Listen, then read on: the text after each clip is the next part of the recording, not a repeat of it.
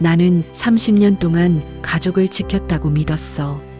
아내로서, 며느리로서, 엄마로서 한 번도 흔들리지 않았다고. 근데 시어머니 3주기 날 묘지에서 그 여자를 봤어.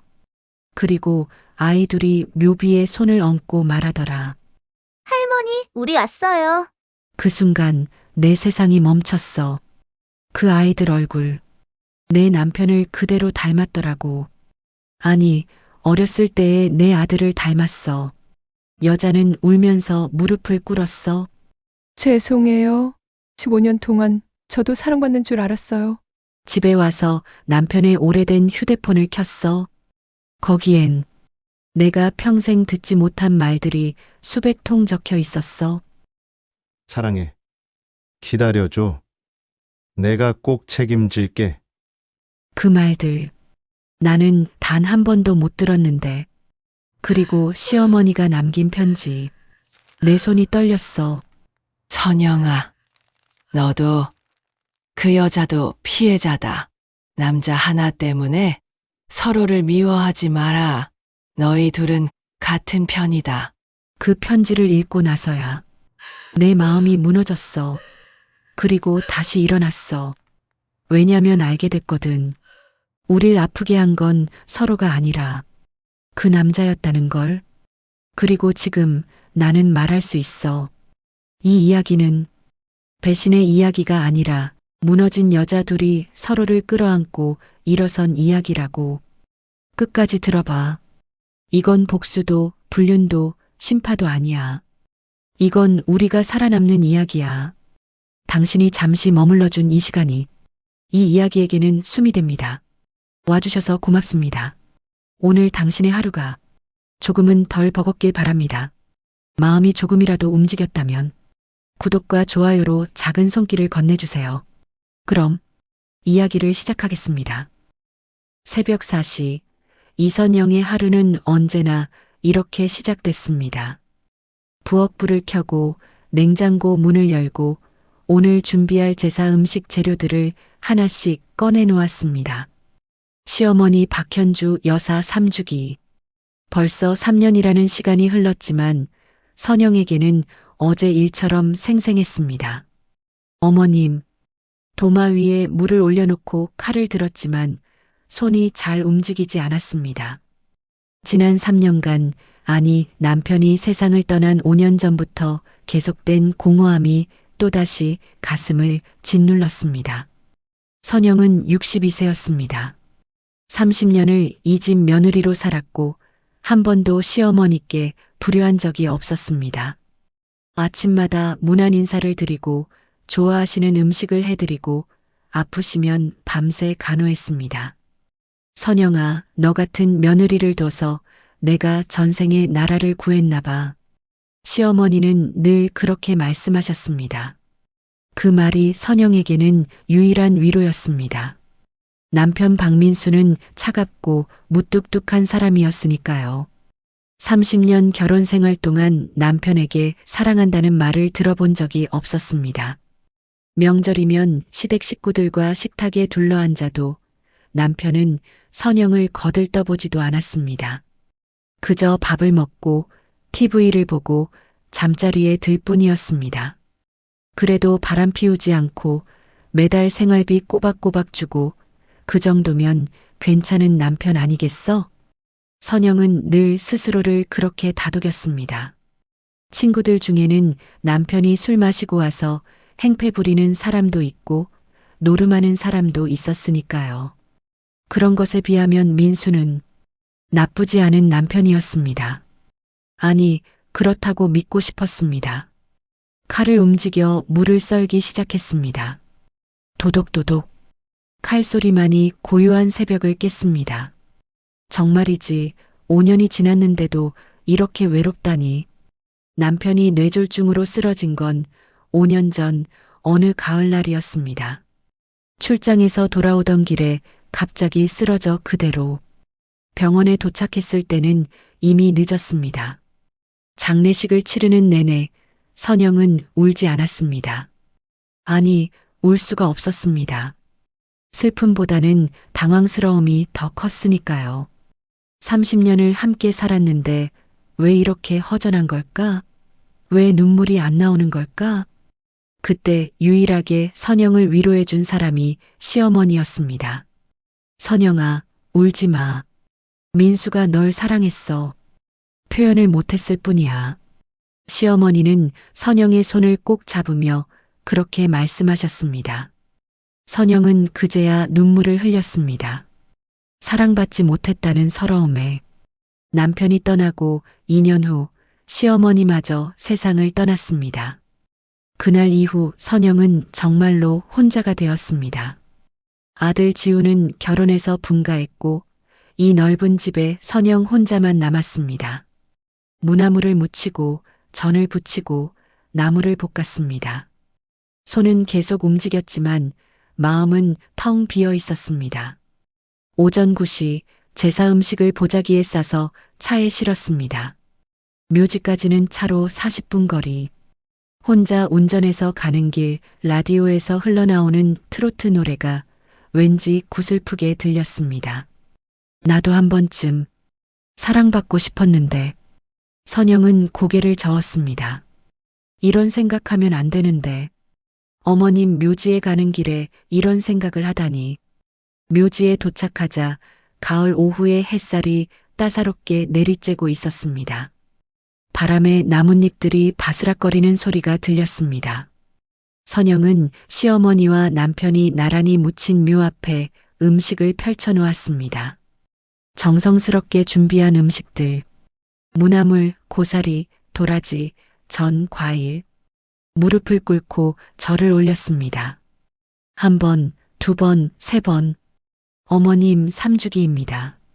잘 지내고 계시죠?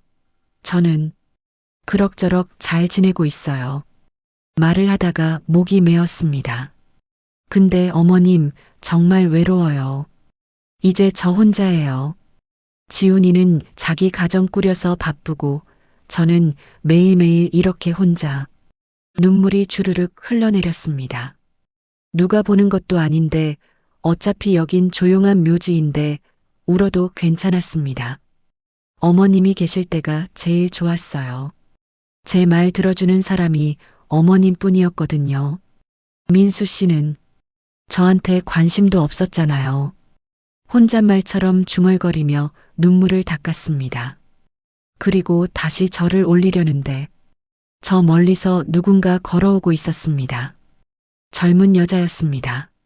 30대쯤 되어 보이는데 초췌한 얼굴에 값싼 옷을 입고 있었습니다.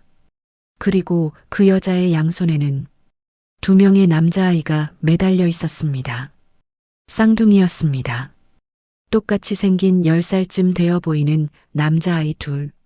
선영은 이상하다는 생각이 들었습니다. 저 여자는 대체 어디로 가는 걸까? 이 묘지 구역에는 우리 시댁 묘밖에 없는데. 그런데 그 여자가 점점 가까이 오더니 바로 선영이 있는 묘 앞으로 걸어왔습니다. 2 사람의 눈이 마주쳤습니다. 여자는 당황한 표정으로 멈춰섰고 선영도 어리둥절한 얼굴로 그 여자를 바라봤습니다. 저기. 여자가 떨리는 목소리로 말을 꺼냈습니다. 그런데 그때 쌍둥이 중 한 명이 여자의 손을 뿌리치고 묘비로 달려갔습니다. 할머니, 우리 왔어요. 아이는 천진난만하게 웃으며 묘비를 쓰다듬었습니다. 할머니라고? 선영의 머릿속이 하얘졌습니다. 할머니가 뭐라고요? 선영의 목소리가 떨렸습니다. 아이는 여전히 천진난만하게 웃으며 묘비를 만지작거리고 있었고 다른 쌍둥이도 형을 따라 달려왔습니다. 형아, 나도 할머니한테 인사할래. 2 아이는 묘비 앞에서 까르르 웃으며 놀기 시작했습니다. 젊은 여자는 창백한 얼굴로 아이들을 불렀습니다. 준서야, 준호야, 이리 와. 준서, 준호. 선영의 심장이 쿵 내려앉았습니다. 그 이름들. 박씨 집안에서 대대로 내려오는 항렬자 준자를 쓴 이름들. 저기요. 선영이 떨리는 목소리로 물었습니다. 혹시 어머님을 아시나요? 박현주 여사님을요? 여자는 고개를 끄덕였습니다. 눈가에 눈물이 맺혔습니다. 네, 할머니. 아니, 박현주 할머니님을 알아요. 그럼 저 아이들은? 죄송해요. 저희가 방해했나 봐요. 저희는 그냥 인사만 드리고 갈게요. 여자는 황급히 아이들의 손을 잡으려 했습니다. 하지만 선영이 먼저 물었습니다. 잠깐만요. 저 아이들이 어머님을 할머니라고 불렀는데 대체 무슨 관계세요? 여자는 입술을 깨물었습니다. 대답하지 못하고 고개만 떨구고 있었습니다. 선영은 천천히 다가갔습니다. 그리고 쌍둥이들을 자세히 들여다봤습니다. 순간 온몸에 소름이 돋았습니다. 이 얼굴, 이 눈, 이 코. 아이들은 남편 박민수를 똑같이 닮아 있었습니다.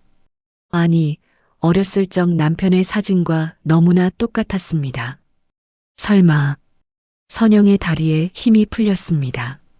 설마, 이 아이들이. 여자가 무릎을 꿇었습니다. 바닥에 이마가 닿을 정도로 깊게 절을 했습니다. 죄송합니다. 정말 죄송합니다.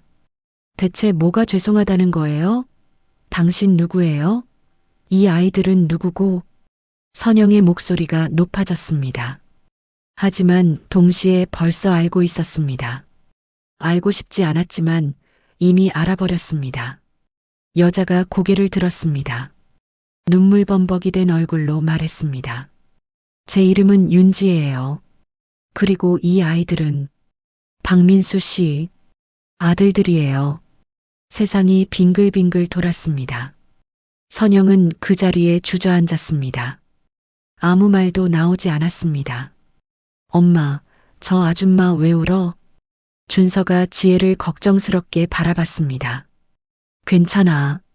엄마 괜찮아. 지혜는 아이들을 끌어안으며 선영을 바라봤습니다. 정말 죄송해요. 저희가 올 곳이 아니었는데 그냥 할머니한테 인사만 드리고 싶었어요. 할머니가 살아계실 때 저희한테 잘해주셨거든요. 뭐라고요?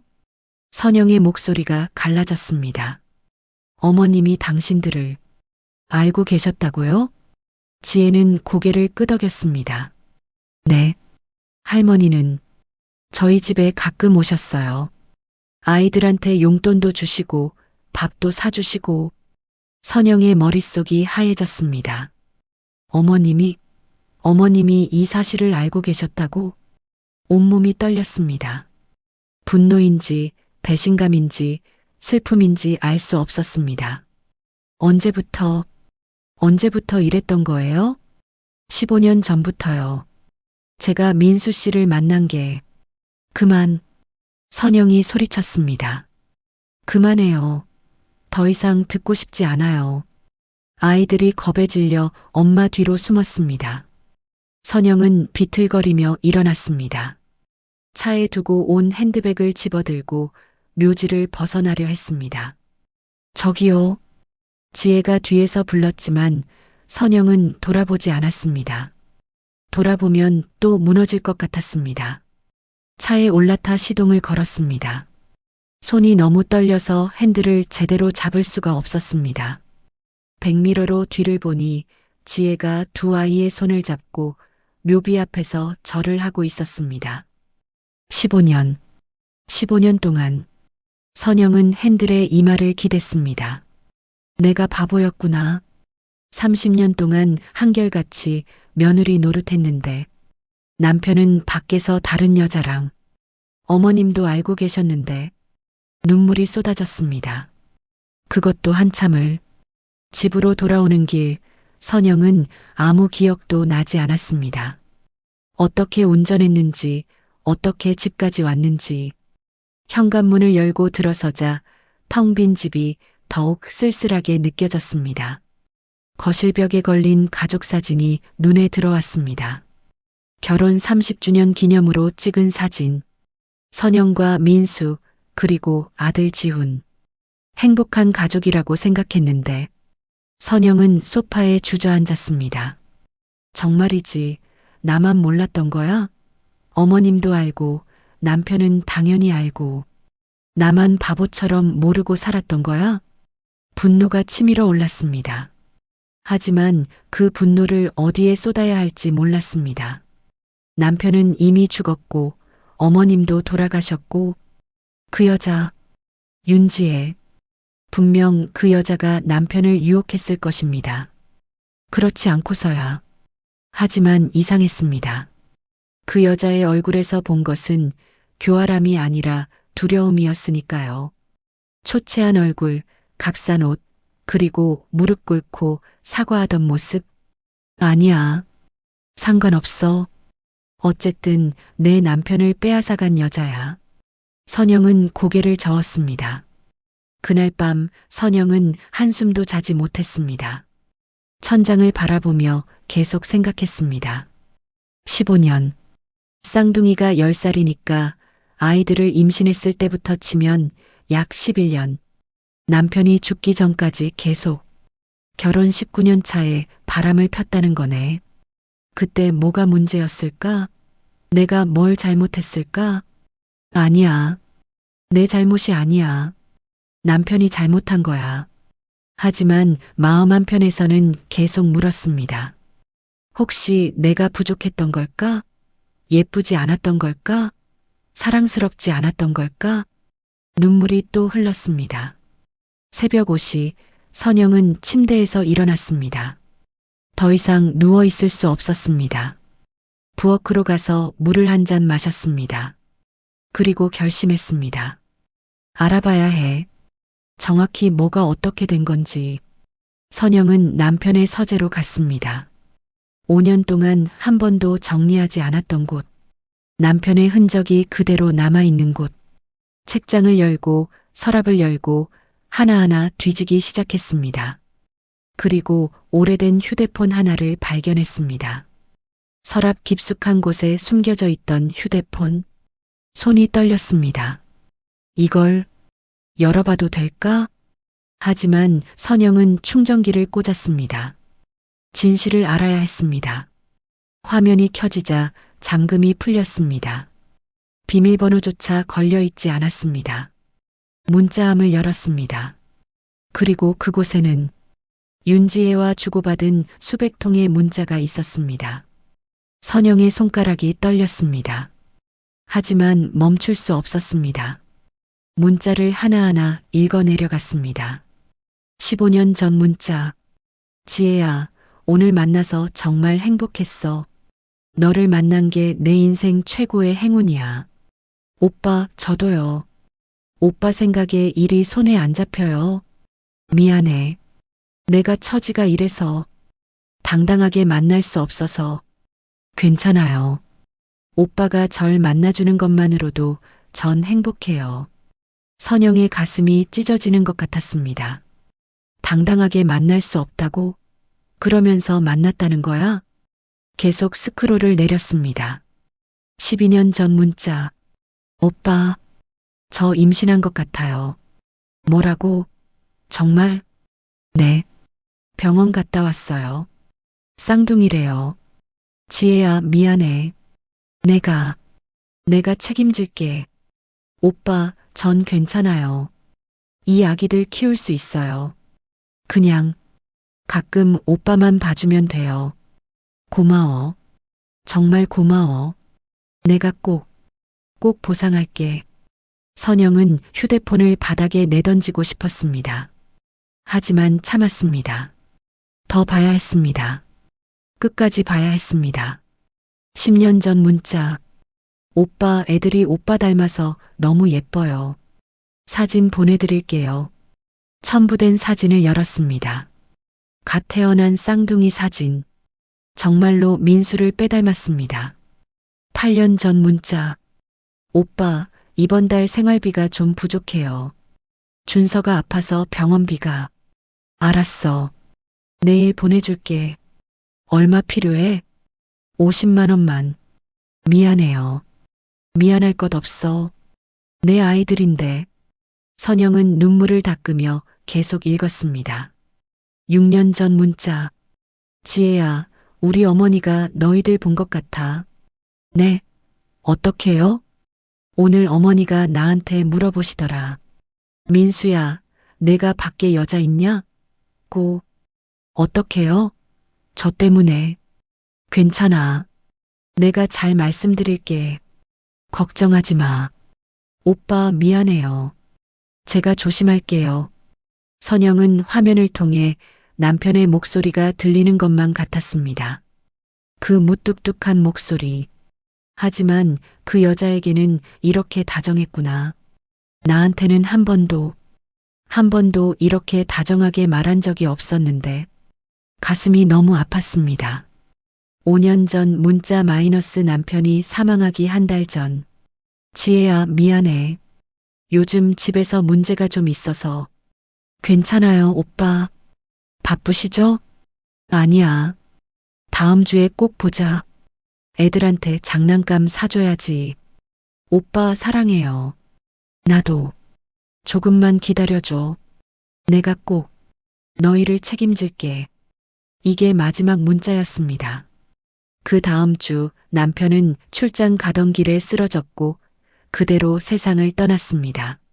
선영은 휴대폰을 내려놓고 바닥에 주저앉았습니다. 책임진다고 했구나. 그럼 나는 뭐야? 30년을 함께 산 나는 대체 뭐란 말이야? 온몸이 떨렸습니다.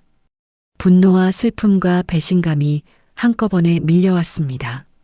하지만 가장 견딜 수 없었던 건 남편이 그 여자를 사랑했다는 사실이었습니다. 나는 사랑한 적도 없으면서 그 여자는 사랑했구나. 선영은 바닥에 엎드려 울었습니다. 소리내어 목이 쉬도록 울었습니다. 얼마나 울었을까요? 해가 중천에 떴을 때 선영은 겨우 정신을 차렸습니다.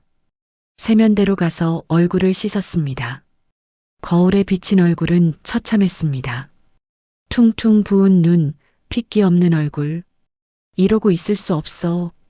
더 알아봐야 해. 선영은 다시 서재로 돌아갔습니다. 이번에는 서랍 구석구석을 뒤졌습니다. 그리고 오래된 통장 하나를 발견했습니다. 선영이 모르는 통장. 통장을 펼쳐보니 매달 100만 원씩 이체된 기록이 있었습니다. 받는 사람은 윤지혜. 15년 동안 매달 빠짐없이 내 돈으로, 내가 모르는 사이에 내 돈으로 저 여자를 먹여 살렸구나. 선영의 손에서 통장이 떨어졌습니다. 전화벨이 울렸습니다. 아들 지훈이었습니다. 엄마, 나 지훈이야. 잘 지내세요? 응, 잘 지내. 목소리를 가다듬으려 했지만 떨렸습니다. 엄마, 목소리 왜 그래요? 우셨어요? 아니야. 감기 기운이 좀 있어서. 병원 가보세요. 혼자 사시니까 건강 챙기셔야죠. 그래, 알았어. 주말에 아내랑 같이 갈게요. 밥 해드릴게요. 아니야, 괜찮아. 너희도 바쁘잖아. 에이, 뭐려. 토요일에 갈게요. 전화를 끊고 선영은 한숨을 쉬었습니다. 지훈이한테는 말할 수 없어. 아버지가 이랬다는 걸. 말할 수 없어. 선영은 거실 소파에 앉아 멍하니 창밖을 바라봤습니다. 가을 하늘이 너무 파랗게 개어 있었습니다. 이렇게 맑은 날에 세상은 이렇게 평화로운데 왜 자신의 마음만 이렇게 어두운 걸까요? 어머님, 시어머니 생각이 났습니다. 어머님도 알고 계셨다고 했지. 그 여자가 그랬잖아. 어머님이 가끔 집에 오셨다고. 배신감이 또다시 밀려왔습니다. 그렇게 자애로우셨던 어머님, 며느리를 딸처럼 사랑한다고 하셨던 어머님. 그런데 어머님도 저 여자와 아이들을 알고 계셨다니. 도대체 왜 나한테는 말씀 안 하셨어? 선영은 다시 눈물을 흘렸습니다. 핸드폰이 울렸습니다. 모르는 번호였습니다. 받지 않으려다가 혹시나 싶어 받았습니다. 여보세요? 이선영 씨인가요? 낯선 여자 목소리였습니다. 그런데 왠지 익숙한. 누구세요? 저, 윤지혜예요. 선영의 심장이 철렁했습니다. 어제는 정말 죄송했어요. 제가 괜히 묘지에 가서 어떻게 내 번호를 알았죠? 민수 씨 휴대폰에 저장되어 있었어요. 선영은 입술을 깨물었습니다. 저 그냥 사과하고 싶어서 전화했어요. 정말 죄송합니다. 다시는 묘지에도 안 갈게요. 저도 알아요. 제가 얼마나 나쁜 짓을 한 건지. 그래도 할머니한테는 인사라도 드리고 싶었어요. 할머니가 살아계실 때 저희한테 정말 잘해주셨거든요. 선영은 참았던 말을 꺼냈습니다. 어머님이 어떻게 잘해주셨는데요? 가끔 집에 오셔서 애들한테 용돈도 주시고 밥도 사주시고 저한테도 혼수 이불을 주셨어요. 혼수 이불이요? 네. 빨간 보자기에 싸서 저희 집에 두고 가셨어요. 우리 손주들 덮고 자라고. 선영은 숨이 막혔습니다. 혼수 이불. 시어머니가 며느리에게 주는 이불. 선영도 결혼할 때 받았던 바로 그 이불. 어머님이 저 여자한테도 혼수 이불을? 그때 할머니가 그러셨어요. 지혜야, 미안하다. 너를 며느리로 못 받아줘서. 그리고 우시더라고요. 선영의 눈에서 눈물이 흘러내렸습니다. 이선영, 저 정말 죄송해요. 제가 나쁜 사람이에요. 알아요. 근데 저도 몰랐어요. 민수 씨가 결혼한 줄. 처음에는 정말 몰랐어요. 언제 알았는데요? 임신하고 나서 알았어요. 그때 민수 씨가 고백했어요. 결혼했다고, 아들도 있다고. 근데 저는 이미 뱃속에 애들이 있었고, 선영은 전화를 끊고 싶었습니다. 하지만 손이 움직이지 않았습니다. 저도 버리고 싶었어요, 솔직히. 근데 못 버리겠더라고요. 제 뱃속에서 자라고 있는데 어떻게 버려요? 민수 씨는 책임지겠다고 했어요. 아이들 낳으면 키워주겠다고. 그래서 낳았어요. 바보같이. 지혜의 목소리가 떨렸습니다. 근데 민수 씨가 죽고 나서 저는 정말 혼자가 됐어요. 돈도 없고 애들 둘 데리고 정말 죽고 싶었어요. 선영도 울고 있었습니다. 그때 할머니가 찾아오셨어요. 저희 집에. 그리고 돈 봉투 주시면서 미안하다. 우리 손주들 내가 못 챙겨서 그러시더라고요.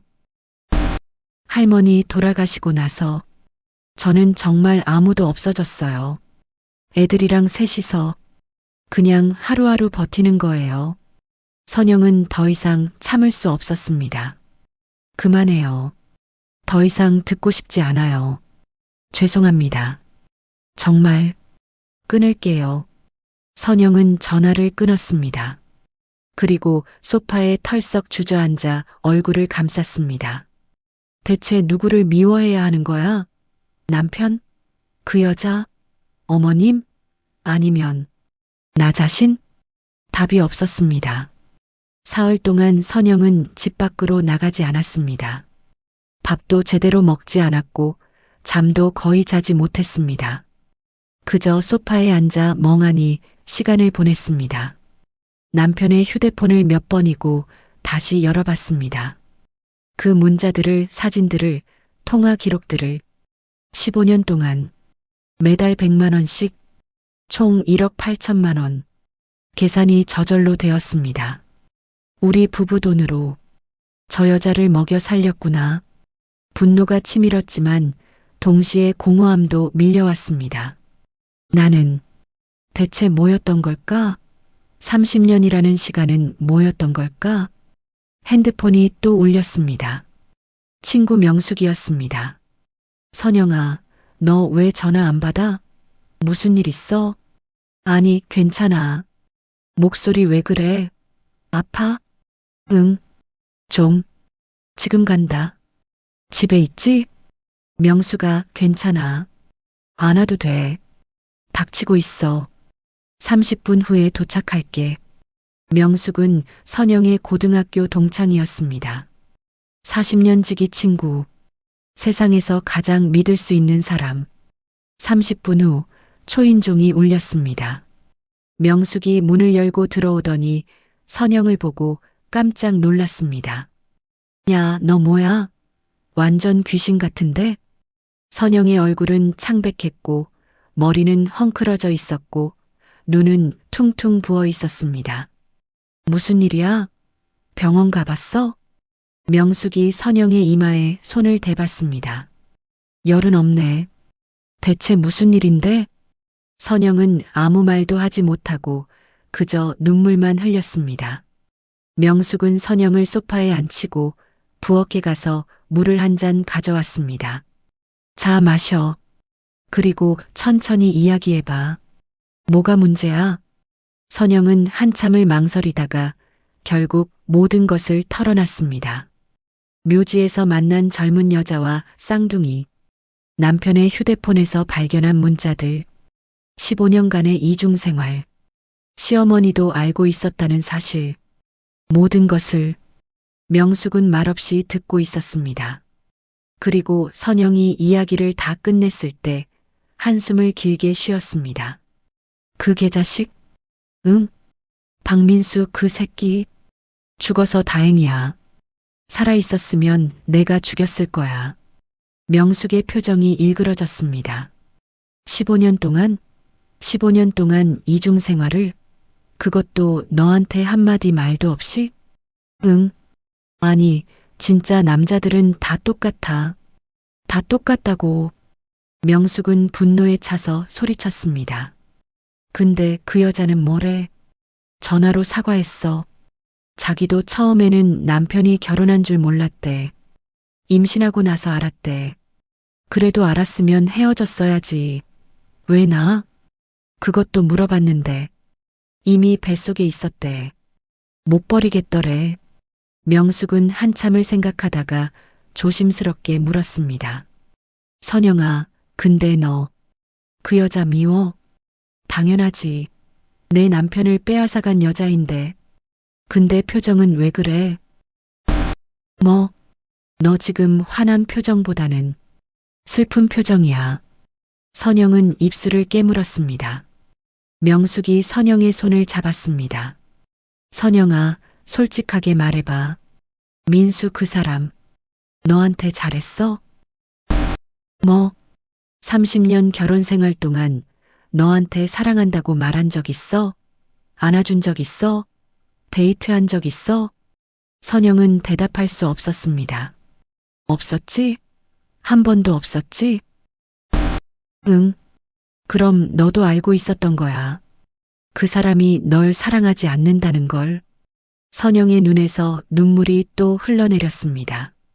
근데 왜 참았어? 왜 30년 동안 그렇게 살았어? 그게 결혼이잖아. 그런 거잖아. 아니야. 명숙이 고개를 저었습니다. 그건 결혼이 아니야. 그건 그냥 의무야. 내가 시집살이 하느라 고생한 거지 결혼 생활을 한 게 아니야. 선영은 울음을 터뜨렸습니다. 나도 알아. 나도 알았어. 근데 어떻게? 이미 결혼했는데 아들도 낳았는데 어떻게 헤어져? 그래서 참았구나. 응. 그냥 참으면 되는 거라고 생각했어. 시어머님이라도 나한테 잘해주시니까. 그 시어머니도 배신한 거잖아. 선영은 더 이상 말을 잇지 못했습니다. 명숙은 한참을 생각하다가 입을 열었습니다. 선영아, 내가 한 가지 물어봐도 돼? 응. 너 그 여자 미워하고 싶은데 잘 안 되는 거지? 선영은 놀라서 명숙을 바라봤습니다. 어떻게 알았어? 내 얼굴 보면 알지. 넌 화가 나서 울고 있는 게 아니라 혼란스러워서 울고 있어. 맞아. 선영은 고개를 끄덕였습니다. 미워하고 싶은데 그 여자도 피해자 같아서 전화로 이야기 들어보니까 그 사람도 혼자서 애들 둘 키우면서 엄청 고생했대. 지금도 편의점 알바하면서 근근히 살고 있대. 그럼 나는 대체 누구를 미워해야 해? 남편은 이미 죽었고 그 여자도 피해자고 어머님도 돌아가셨고. 명숙은 한참을 생각하다가 말했습니다. 선영아, 내 생각에는 말이야. 응? 그 여자를 만나봐. 뭐? 직접 만나서 이야기해봐. 내가 상상하는 것처럼 나쁜 사람이 아닐 수도 있어. 미쳤어? 내가 왜 그 여자를 만나? 너 지금 계속 이럴 거야? 집에 박혀서 울기만 할 거야? 넌 답을 찾고 싶잖아. 왜 이렇게 됐는지, 대체 뭐가 문제였는지. 그럼 그 여자한테 물어봐. 민수 그 사람이 뭐라고 했는지, 어떻게 만났는지, 뭐가 좋아서 15년이나 만났는지. 선영은 고개를 저었습니다. 무서워. 진실을 알게 되는 게 무서워. 이미 알고 있잖아. 그 사람이 널 사랑하지 않았다는 거. 선영은 눈물을 닦았습니다. 명숙이 선영의 어깨를 감쌌습니다. 선영아, 넌 30년 동안 충분히 잘했어. 아무도 너한테 뭐라고 할 수 없어. 근데 이제는 진실을 알아야 해. 그래야 앞으로 나아갈 수 있어. 그럴 수 있을까? 할 수 있어. 넌 강한 사람이야. 그날 밤 명숙이 돌아간 후 선영은 오랫동안 생각했습니다. 그 여자를 만나야 할까? 직접 얼굴을 마주보고 이야기를 들어야 할까? 무서웠습니다. 하지만 동시에 궁금했습니다. 남편은 그 여자한테 뭐라고 말했을까? 어떻게 사랑한다고 했을까? 새벽 3시 선영은 결심했습니다. 알아봐야겠어. 그 여자가 어떻게 사는지. 선영은 다음 날 사립탐정사무소에 전화를 걸었습니다. 윤지혜라는 사람의 주소를 알고 싶은데요. 사립탐정은 이틀 만에 결과를 보내왔습니다. 윤지혜의 주소, 직장, 그리고 일상에 대한 상세한 보고서. 선영은 떨리는 손으로 보고서를 펼쳤습니다. 주소 서울시 관악구 5호동 반지하 월세 보증금 500만 원, 월세 35만 원. 직장 편의점 야간 알바 오후 10시 오전 6시, 청소 용역 오전 9시 오후 3시. 자녀 쌍둥이 아들 박준서, 박준호 10세, 5호 초등학교 4학년. 비고 경제적으로 매우 어려운 상황.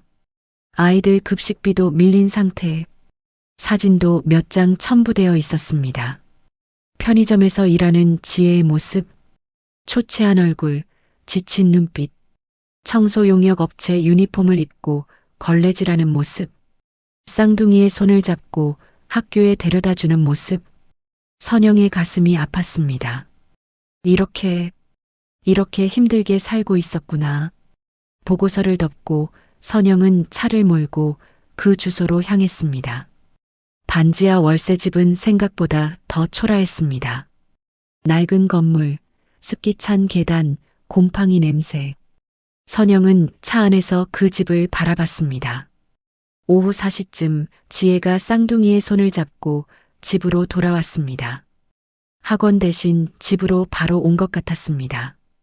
아이들은 낡은 옷을 입고 있었지만 얼굴은 밝았습니다. 엄마, 오늘 학교에서 축구했어. 나 골 넣었어. 우와, 우리 준서 멋있네. 나도 골 넣었어. 준호도 잘했어. 지혜는 피곤한 얼굴에도 아이들을 보며 환하게 웃었습니다. 선영은 그 모습을 보며 눈물이 났습니다. 저 여자도 나처럼 엄마구나. 집 안으로 들어간 후 한참 후 불이 켜졌습니다. 선영은 차 안에서 계속 그 집을 지켜봤습니다. 저녁 7시쯤 지혜가 다시 나왔습니다. 편의점 알바를 가는 것 같았습니다. 아이들만 집에 남았습니다. 아이들만 두고 밤새 일하러 가는 거구나. 선영은 더 이상 볼 수 없었습니다. 차를 몰고 집으로 돌아왔습니다. 집에 도착해서도 계속 그 장면이 머릿속에서 떠나지 않았습니다. 미워해야 하는데 왜 자꾸 불쌍해 보이는 거야? 선영은 혼란스러웠습니다. 그때 시어머니의 유품이 떠올랐습니다. 어머님이 뭔가 남겨놓지 않았을까? 선영은 시어머니의 방으로 갔습니다. 3년 동안 그대로 보존해둔 방. 옷장을 열고 서랍을 열고 하나하나 뒤지기 시작했습니다. 그리고 옷장 제일 깊숙한 곳에서 봉인된 편지 봉투를 발견했습니다. 사랑하는 며느리 선영에게. 선영의 손이 떨렸습니다. 봉투를 뜯었습니다. 그 안에는 시어머니의 손글씨로 빼곡히 쓰인 편지가 들어 있었습니다. 사랑하는 선영에게 이 편지를 읽고 있다면 아마 나는 이미 세상을 떠난 후일 거야. 먼저 미안하다는 말을 하고 싶구나. 나는 내가 알게 될까봐 두려워서 이 편지를 숨겨뒀어. 하지만 언젠가는 내가 알게 될 거라고 생각했어. 민수의 일 말이야. 나는 알고 있었어. 8년 전쯤부터 알았지. 민수가 밖에 여자가 있다는 걸, 아이까지 낳았다는 걸. 처음 알았을 때 나도 화가 났어. 우리 며느리한테 어떻게 이럴 수 있냐고 민수를 엄청 혼냈지. 근데 민수가 뭐라고 했는지 아니? 엄마, 나도 어쩔 수 없었어요. 지혜를 사랑하게 됐어요. 사랑이라고 하더라. 나는 그때 깨달았어. 민수가 너를 사랑한 적이 없다는 걸. 미안해, 선영아. 너무 미안해. 나는 민수를 설득했어. 이혼하고 지혜랑 살라고. 하지만 민수는 안 한다고 했어. 엄마, 선영이는 좋은 사람이에요. 30년을 함께 살았어요. 배신할 수 없어요. 책임감 때문이었어. 사랑이 아니라 그냥 책임감. 그게 더 슬프더라. 너도 불행하고 지혜도 불행하고. 나는 지혜를 만나러 갔어. 어떤 여자인지 보고 싶었거든. 만나보니 나쁜 여자가 아니더라. 그냥 사랑에 빠진 여자였어. 쌍둥이들도 봤어. 우리 민수 닮은 예쁜 아이들. 나는 그 아이들이 내 손주라는 생각이 들었어. 그래서 가끔 찾아갔어. 용돈도 주고 밥도 사주고. 선영아, 너는 내가 지혜한테 혼수 이불을 줬다는 걸 알게 되면 화가 날 거야. 근데 나는 그 아이들이 불쌍했어. 아빠 없이 자라는 아이들이. 지혜도 불쌍했어. 사랑하는 사람을 평생 숨겨야 하는 여자가. 그렇다고 내가 불쌍하지 않다는 건 아니야. 너는 가장 불쌍한 사람이야, 선영아. 30년을 헌신했는데 사랑받지 못한 여자. 나는 너한테 너무 미안해. 며느리가 아니라 진짜 딸처럼 사랑했는데 내 아들이 너를 아프게 했구나. 선영아, 너한테 부탁이 하나 있어. 지혜를 미워하지 마. 그 여자도 피해자야. 너처럼. 너희 둘 다 민수라는 남자에게 속은 거야. 남자들은 그래. 자기 편한 대로, 자기 좋은 대로 살지. 여자들끼리 싸우게 만들고 자기들은 빠져나가지. 그러니까 제발 지혜를 미워하지 마. 그리고 가능하다면 손주들을 봐줘. 내가 못다한 일을 내가 해줬으면 좋겠어. 선영아, 너는 강한 여자야. 이 아픔도 이겨낼 수 있을 거야. 사랑한다, 우리 딸. 어머니가. 편지를 다 읽고 선영은 바닥에 주저앉았습니다. 편지 뒤에는 사진 한 장이 첨부되어 있었습니다. 시어머니가 지혜, 그리고 쌍둥이들과 함께 밥을 먹고 있는 사진. 시어머니는 환하게 웃고 있었고 아이들은 할머니 품에 안겨 있었습니다. 선영은 그 사진을 보며 울었습니다. 어머님, 어머님도 힘드셨겠다. 며느리도 사랑하고 손주들도 사랑하는데 둘 다 지킬 수 없어서. 선영의 마음이 조금씩 풀리기 시작했습니다. 미워했던 감정이 조금씩 녹아내렸습니다. 그래, 그 여자도 피해자구나. 나처럼. 하지만 여전히 마음 한편에는 분노가 남아 있었습니다. 근데 왜 우리 둘이 이렇게 아파야 하는 거야? 남편은 편하게 죽었는데 왜 우리만 남아서 아파해야 해? 선영은 편지를 가슴에 안고 한참을 울었습니다. 3일 후 토요일 아침 초인종 소리에 선영은 잠에서 깼습니다. 엄마, 나 지훈이야. 아들이었습니다. 선영은 황급히 거울을 봤습니다. 엉망진창인 얼굴, 부은 눈. 잠깐만. 세면대로 달려가 찬물로 얼굴을 씻고 화장을 했습니다.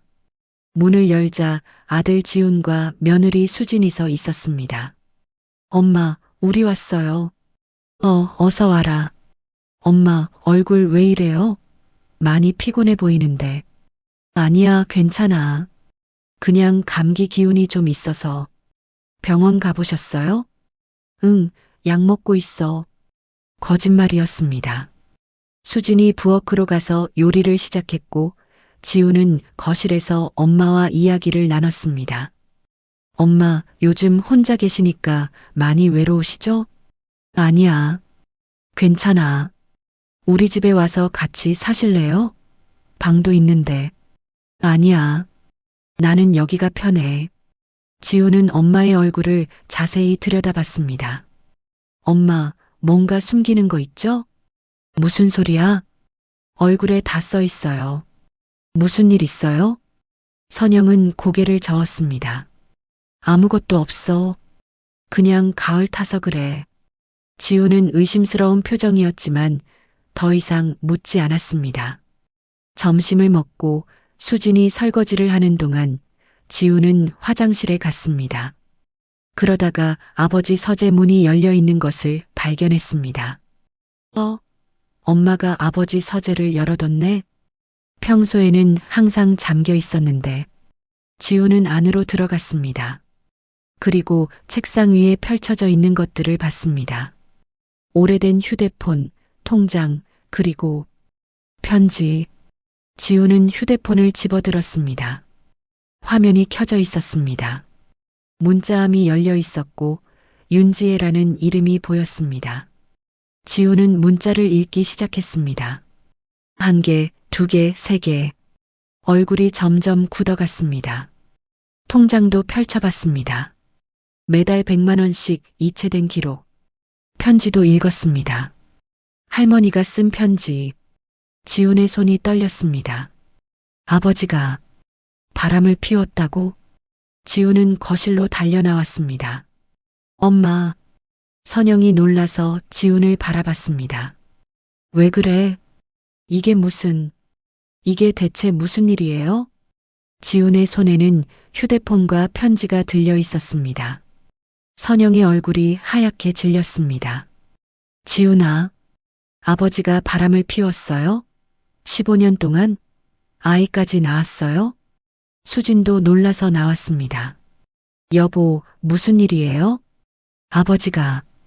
우리 아버지가 다른 여자랑 아이를 낳았대요. 수진의 입이 떡 벌어졌습니다. 지우는 선영에게 다가갔습니다. 엄마, 언제부터 알았어요? 왜 나한테 말 안 했어요? 지훈아, 진정해. 진정하라고요? 아버지가 우리 가족을 배신했는데? 할머니도 알고 계셨는데? 지훈의 목소리가 떨렸습니다. 그 여자가 누구예요? 어디 있어요? 지훈아, 제발. 주소 알려주세요. 내가 직접 찾아갈게요. 안 돼. 왜요? 왜 안 돼요? 그 사람도 피해자야. 피해자?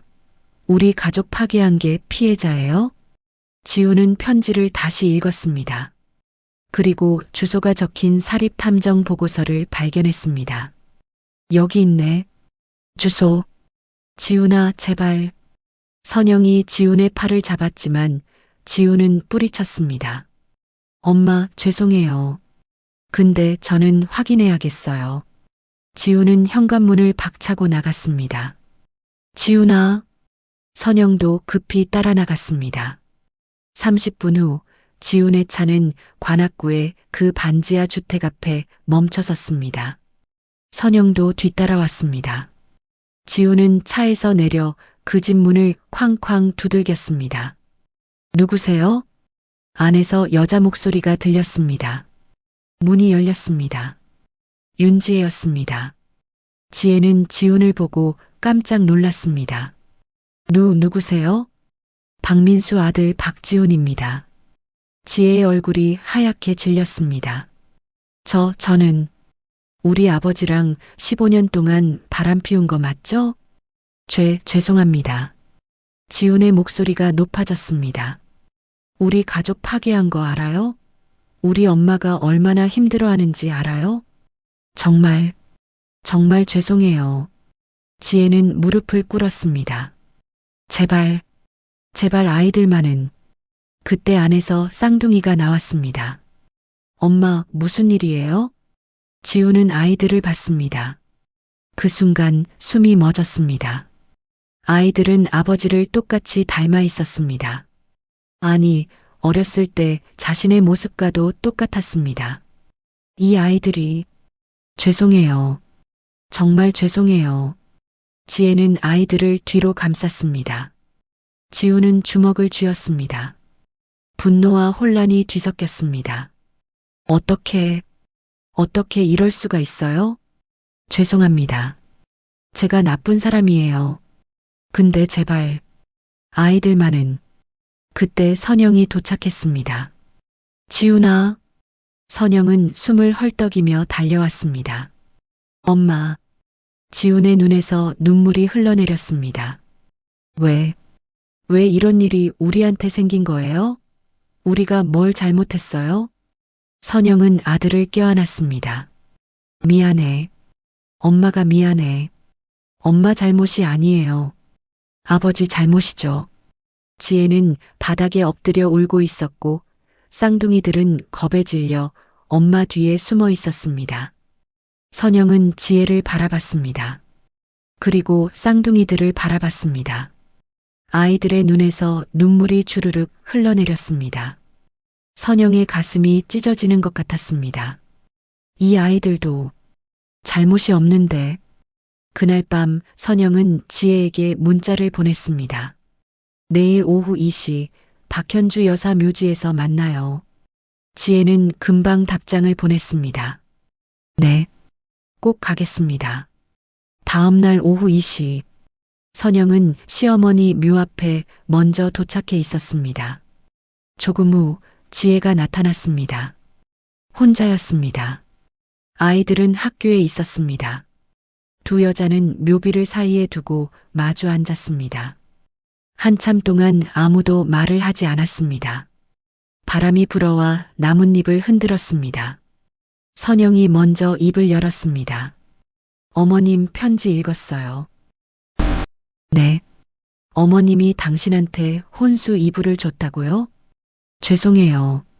죄송하다는 말 그만해요. 선영의 목소리가 차가웠습니다.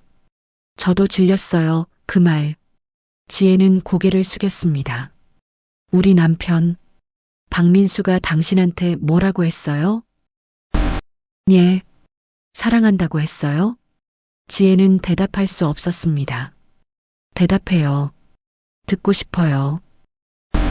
네. 그랬어요. 선영은 쓴웃음을 지었습니다. 나한테는 한 번도 안 해봤는데. 죄송해요. 죄송하다고 하지 말라고 했잖아요. 선영의 목소리가 떨렸습니다. 30년이에요.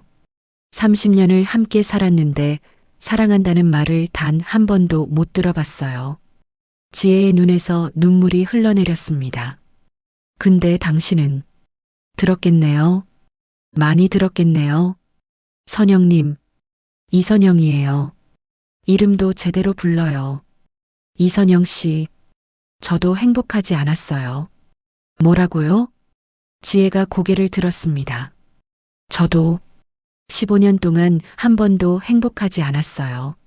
무슨 소리예요? 사랑한다는 말 들으면서 사랑한다는 말만으로는 안 되잖아요. 지혜의 목소리가 떨렸습니다. 민수 씨는 일주일에 한 번 왔어요. 한 번. 그것도 몇 시간만 있다가 갔어요. 선영은 말없이 들었습니다. 명절에도 크리스마스에도 아이들 생일에도 혼자였어요.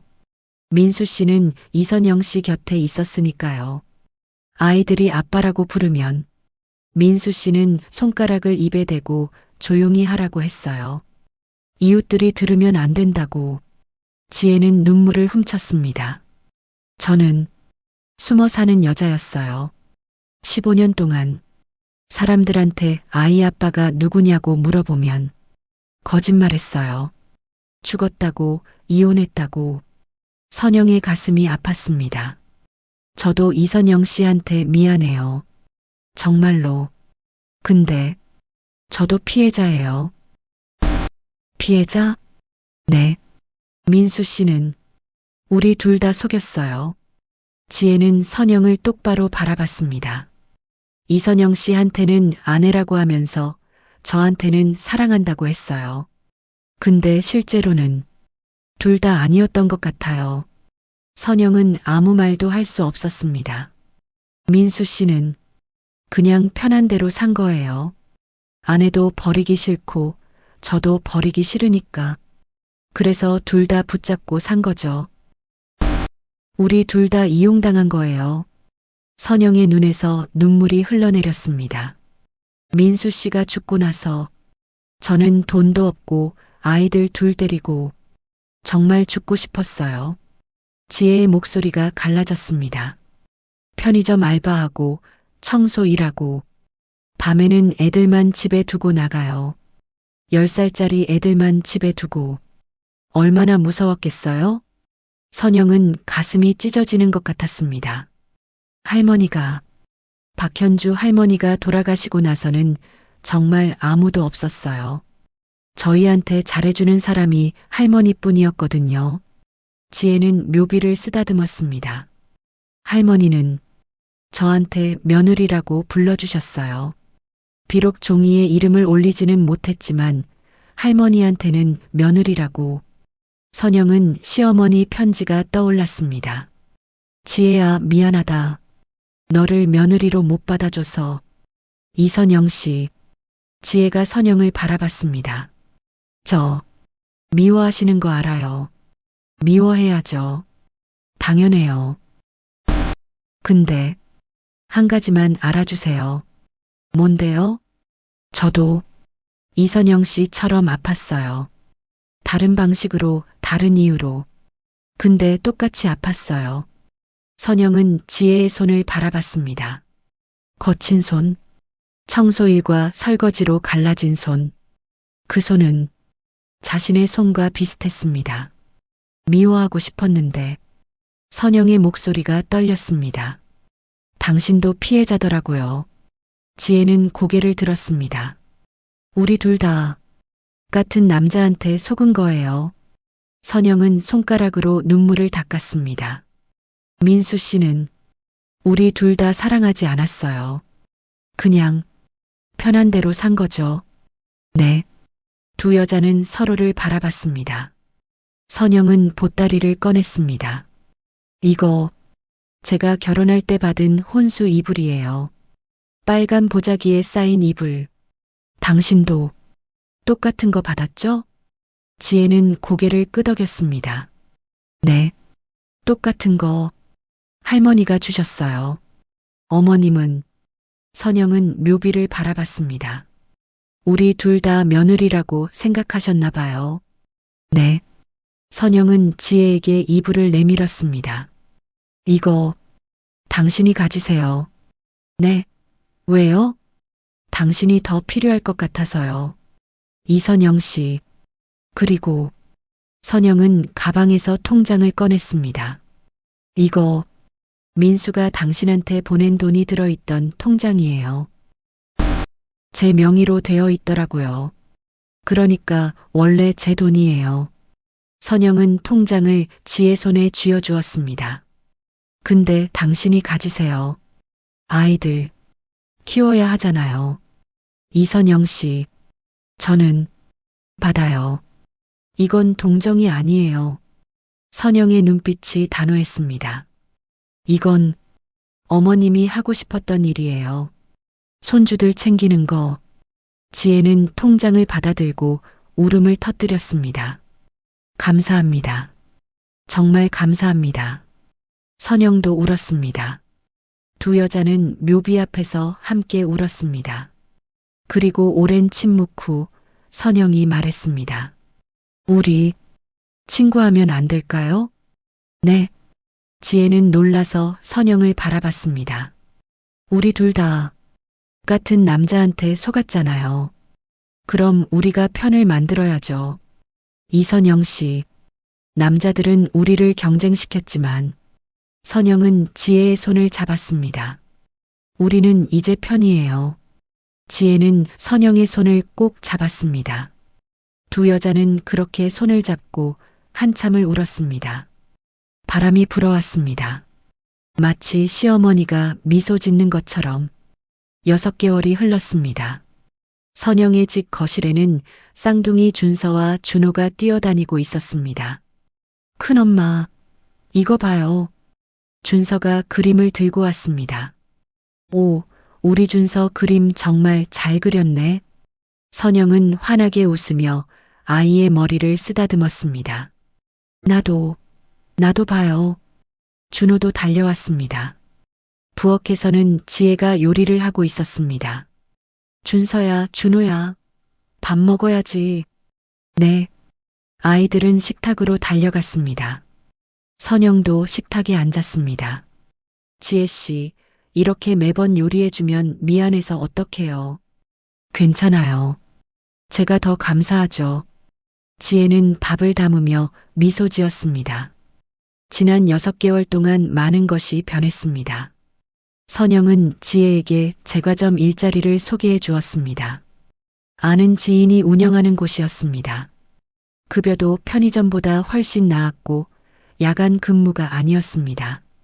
쌍둥이들은 더 이상 혼자 밤을 보내지 않아도 되었습니다. 선영은 아이들의 학원비와 급식비를 대주었습니다.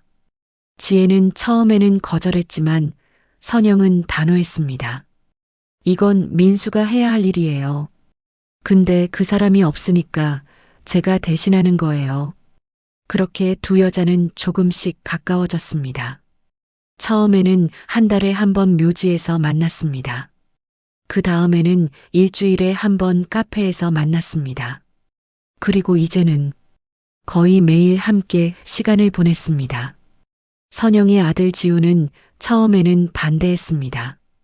엄마, 어떻게 그 여자랑 친구가 돼요? 하지만 선영은 아들에게 말했습니다. 지우나, 엄마는 30년 동안 충분히 외로웠어. 이제는 엄마도 좀 행복하게 살고 싶어. 지우는 더 이상 반대하지 않았습니다. 대신 쌍둥이들을 만나러 왔습니다. 안녕. 나는 너희 형이야. 쌍둥이들은 처음에는 겁을 먹었지만 지훈이 장난감을 사오고 같이 놀아주자 금방 마음을 열었습니다.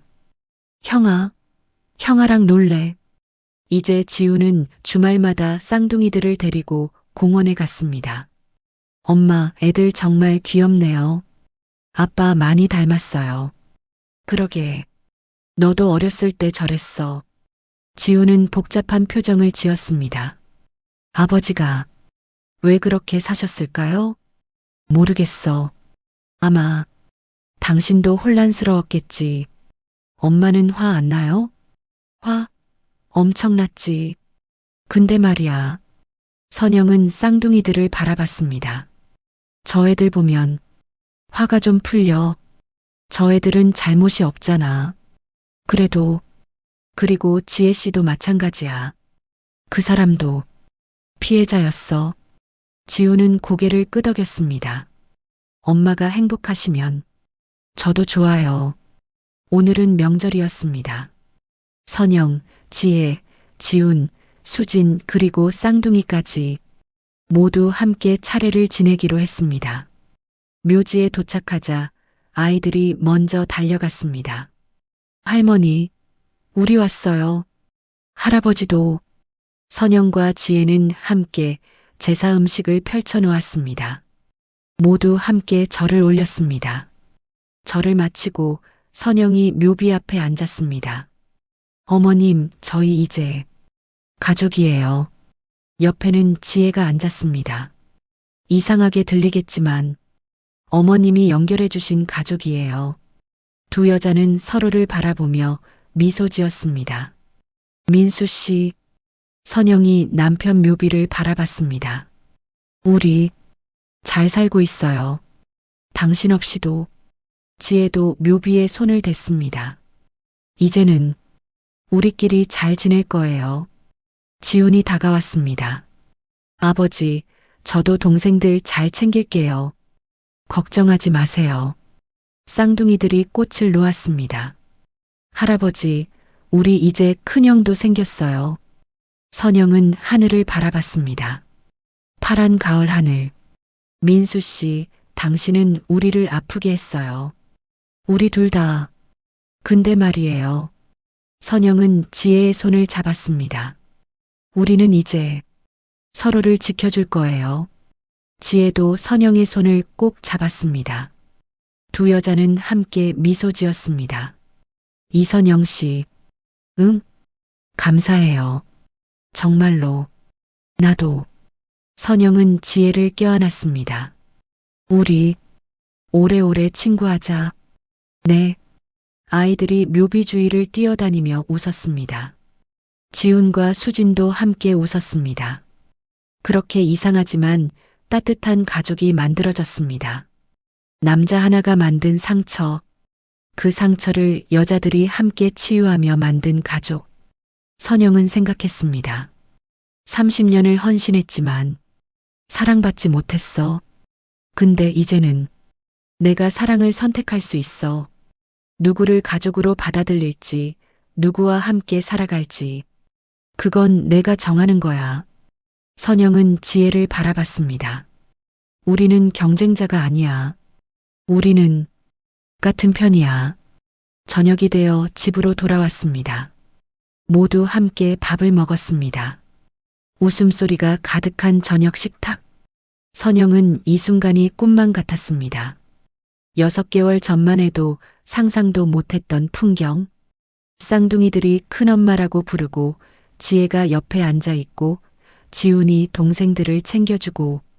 나 행복한 건가? 선영은 자신에게 물었습니다. 그리고 깨달았습니다. 응, 행복해. 밤이 깊어갔습니다. 아이들은 잠들었고 지훈 부부도 돌아갔고 지혜도 집으로 갔습니다. 선영은 혼자 창가에 앉아 달을 바라봤습니다. 어머님 고마워요. 민수 씨, 당신은 우리를 아프게 했지만 그 아픔이 우리를 연결해줬어요. 이상하게도 선영은 미소 지었습니다. 그리고 혼잣말했습니다. 이제 나도 내 인생을 살아야지. 누구를 위해서가 아니라 나를 위해서. 별이 반짝였습니다. 마치 대답하는 것처럼 선영은 눈을 감았습니다. 이제부터가 진짜 시작이야.